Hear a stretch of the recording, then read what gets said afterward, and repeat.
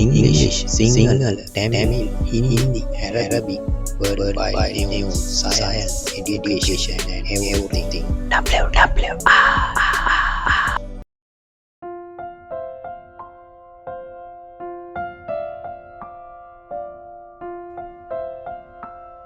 One of the most discouraging things to come at the beginning of the 2020 pandemic was that, out of nowhere, joblessness turned into a major piece of millions of individuals' lives. Surprisingly more dreadful was that great many others had to concede some rendition of "Welcome to the club." Though any master will reveal to you that a little consistent degree of joblessness is sound on a macroeconomic scale. When you zoom into the distinctive individuals and families influenced, it feels like everything except amazing. Getting joblessness advantages can be hard, remaining on joblessness can be hard, and straightening out to the labor force can be hard. Also, that those battles can be more earnestly for some than others. By and large, it's simply a grim point. Nobody needs to feel like they have no reason. But since the entire idea is misjudged, there's an expanding need to reveal insight into its more obscure regions. Considering this, here are the most soul-smashing realities about joblessness.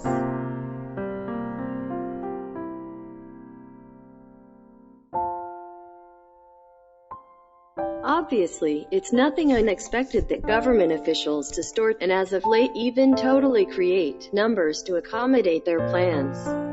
Joblessness numbers are no exemption. Most generally, the joblessness you hear in the media is known as the U3 rate, an easier measure that includes the quantity of individuals who don't have occupations yet have effectively looked for them over the most recent month. That not the slightest bit recounts the full story, and there are different alternate approaches to compute joblessness. The U6 is the most well-known other option, and it extends to incorporate the people who are jobless and looking for a task yet not in the beyond about a month, the impaired, those in school. The individuals who make some part memories work, however, need full-time and debilitated underemployed specialists. You may say, U3 and U6. Are there others? Yes, 1, 2, 4, and 5 likewise exist, each with their own minor departure from who is incorporated. Since few sources will at any point clarify which metric they're utilizing, it tends to be difficult to analyze any two numbers and sort out the joblessness rate.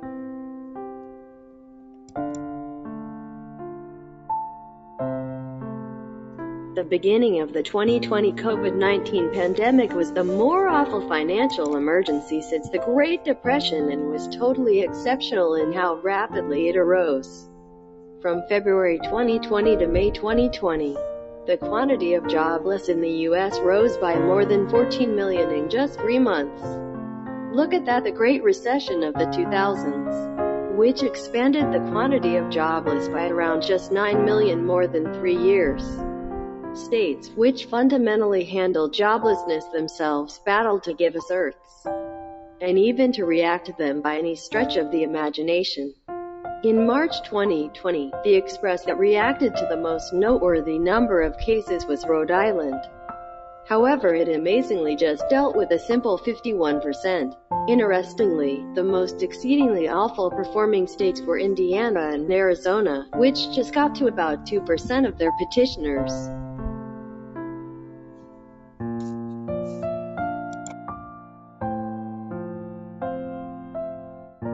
There are explanations behind that low reaction rate.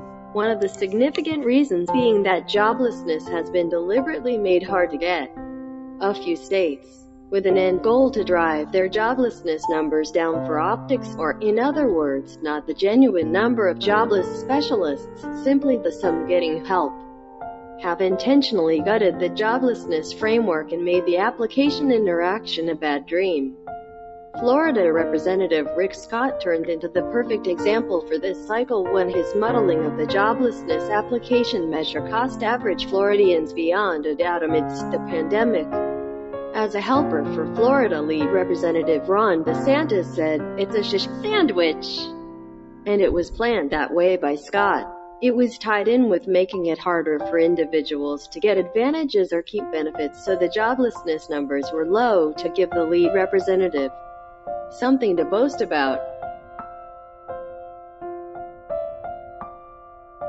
The United States' abundance dissimilarity is developing rapidly, and it's not simply the rich versus poor people.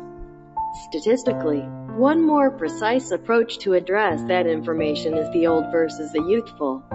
Those matured 55 and higher hold roughly 75% of all nations' riches and property. And that uniqueness is just expanding.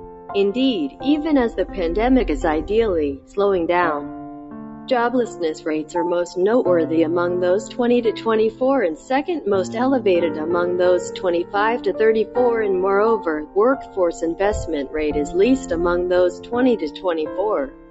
In short, Gen Z is having the hardest time recuperating from the pandemic.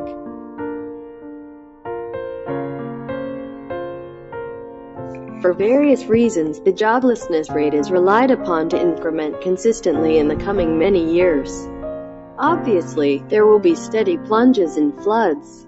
Simply that the general numbers will increment from multi-decade to another. Numerous specialists accept the single most compelling motivation for this is mechanization. An ever-increasing number of occupations are being supplanted by robots, even presently. Supermarkets have seen untold large number of occupations supplanted without help from anyone else. Checkout machines, and as of late by stock robots. Robots are starting to convey bundles, and little computerized vehicles convey food. While 20 years prior, this was viewed as garbage futurism, it is an undeniable wonder, and it is occurring now. From the 1050s up until the 2020 pandemic, U.S. joblessness rose and fell in little measures, averaging somewhere near 6%. In April 2028, it flooded to a faltering 14.8%. That quick uptick in joblessness carried with it mass torment and neediness to the U.S. Be that as it may, and still, at the end of the day, even from a pessimistic standpoint, U.S. joblessness didn't approach the rate in different nations. Before the finish of 2020, the U.S. joblessness rate had fallen back to around 4%, yet different nations were not really fortunate. Numerous African countries were left with joblessness rates above 20%. A few nations like Nigeria, South Africa, and the Democratic Republic of Congo were even above 30%. In case you were sufficiently tragic to endure during America's 14% joblessness, envision that number multiplied and far longer enduring. In any event, barring different nations inside the U.S., there is a predictable and critical uniqueness between who requires joblessness during emergencies and how long they require it.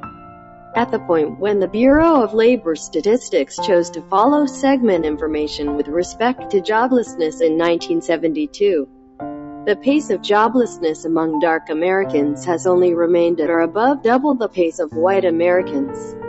For ladies of shading, explicitly dark and Latino ladies, the disparity is much more terrible. Likewise, metropolitan regions with narratives of isolation and biased enactment fared to top it all off. In Washington, D.C., dark joblessness was right multiple times as high as white joblessness in 2020.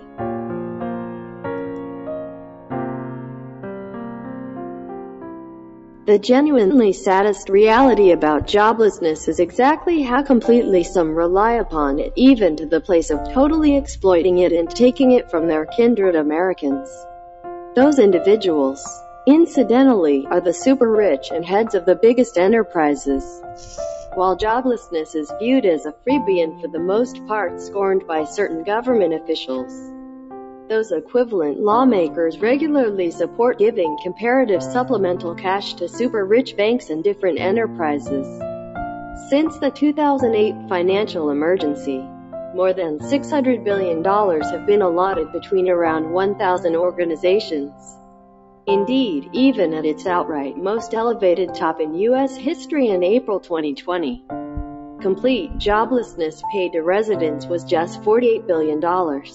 That figure was A, totally one of a kind, and B, radically tightened as the year advanced.